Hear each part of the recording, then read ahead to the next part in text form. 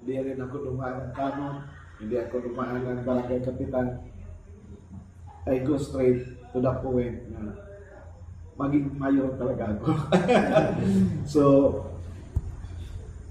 hindi ko masabi na I was just trying to have my luck, no? Because at the first, yung lang dala ko, guts, courage, ano ka? Mercy. Mercy from God, from Him, manalo ko. So, from the first time after filing my COC, nag-isip na ko kung paano ko kayo mapaniwala yung mga tao na wala akong magandang sasakyan. Secondly, wala akong pira. Wala akong barangay kapitan in Tanon. For the first time na ako lang naglalagay ng tarpaulin ko, sa gabi ko ginagawa kasi nahihiya talaga ako. Kasi yung service ko, tangka lang. Alam niyo yung tangka, yung sidecar, motor, tapos yung second hand pa. I bought it for 15,000, including na tangkay. Yeah. Hindi talaga siya maganda tingnan. Kasi luma di ba?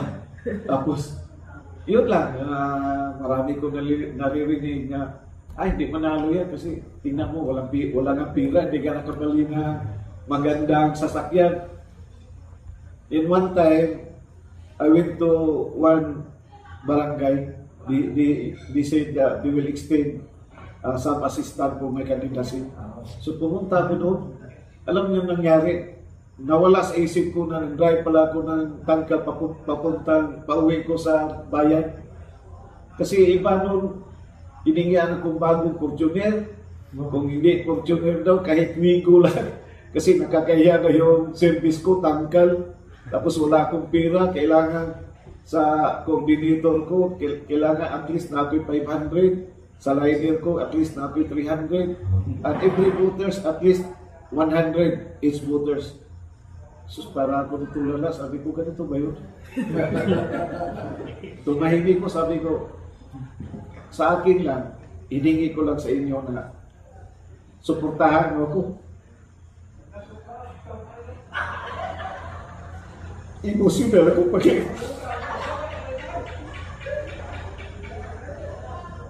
pag nandito lang sa pursuit. Kasi hindi ko talaga alam, hindi ko akalain, manalo talaga ako. For how many years since I was an elementary siguro, bingay na itong Balamban. Ang nalakihan ko, when I was a child, Gonzales ang nagdala dito sa Balamban. Then, nung namatay yung Gonzales, where in fact, yung Gonzales administration very close to my father because they have this group called TLGP, thanks God, TGIP na yun, TGIF, thanks God it's Friday. Every Friday, ano yun sila, magkaisahin sila, tapos mag-inom, magkakain, tapos lipat-lipat sila ng bahay. Yung bahay namin noon, maliit pa, hindi kagaya itong my parents built this, our house now, ancestral house, last 1973 when I was in grade 3. So, nung namatay yung Gonzales na yun, nag-umpisa na talaga yung bingay. Until such time na ayaw na pala nilang magpapalit ni kahit sa kasi nila, hindi talaga sila pwede magpapalit. Kaya wala talagang makatapol sa kanila yung administration nila. Ang lakas talaga.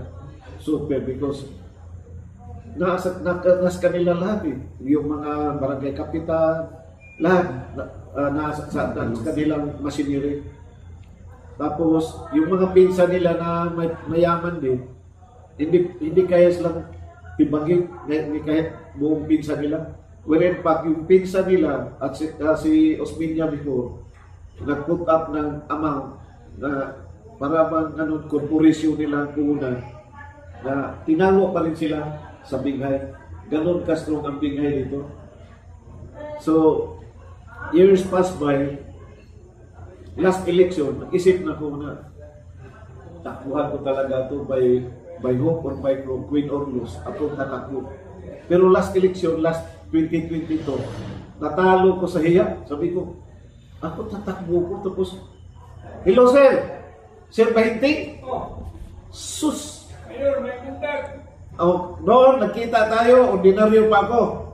Ngayon, mayor na. Magsabi, yun ang sasabihin mo sa akin, mayor, may puntag. So, yeah, he is the one who supervised my Bayugas. So ganoon nangyari, no? Last 2022, nakumpisan yung pangarap ko na maging mayor ako.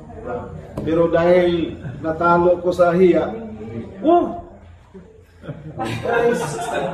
nice to have you here. So, thank you kayo. Yeah, we continue the discussion kasi tapos na siya nag-breakfast. Dito pa din. Padayin niya. Metro under DNR or under Sige, padayin niya. So, gano'n, no? No, after that election, last year, we passed 2022, hindi siya umabot ng half sa voters, total voters. voting population sa Manila Mayor? Now is 55,000. Hindi siya umabot ng half. Kaya, after the election, hinayang ako, sabi ko, sus, tamayo na sana ako. Sige lang, next election, bangkaon tayo ka. Bahala na ni Kuha. Uwo man, ubili, bahala na gini ko, matabal. Wala kong file. Wala po mo file kay... First time yung karoon din. Oo. Kailan may ang votes kagkuhan ko mga 2022? Mga 23 lang. So karoon, kailan yung vote kayo? Ako 21 kape, 21,000. 21,000. 18. So, 18,300 yan. So, pag after that election, kusus sana na mayor na sana ako. Pero sige lang, mayroon pang isang election.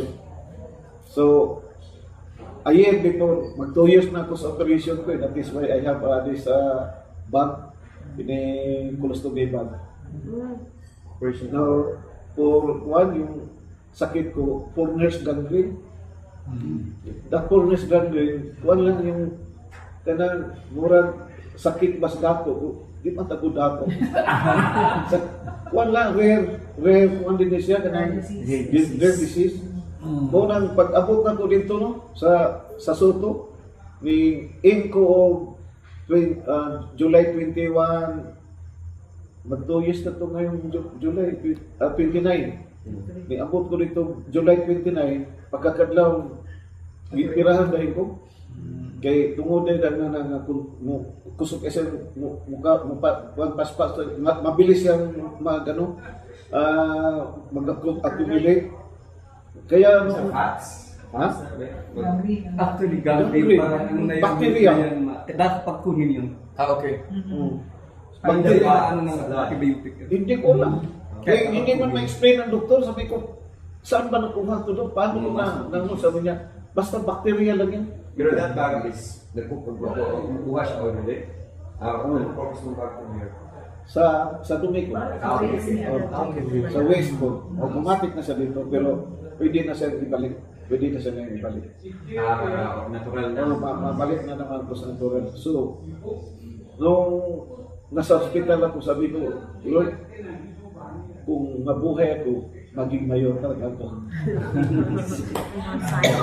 Yun, nandoon ko sa hospital, kung mapatay ko, wala lang nalaban sa bigay.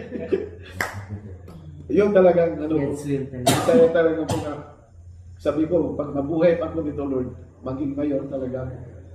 Kaya, yung araw na, dumadaan yung araw, nung malapit na ang filing sa COC, yung mga barakada ko, sige nagtanong sa akin na, Amos, ano ba? Hindi ka matakot sa mga binghay na anong mangyari sa iyo? Sige, hindi. Alam ko yung mga mas astig pa si Amos si binghay. Kasi wala namang mga binghay na nare-renig ko since childhood na nakipagsuntukan sa kalye. Wala akong narinig yan. Pero ako, kahit sa eskwelahan, kahit sa palengke, kahit yung laro ng basketball, pag hindi makasuntok, suntukan ka. Excuse me, Pat, pwede tayo mag-start? Alas, mamay, sorry.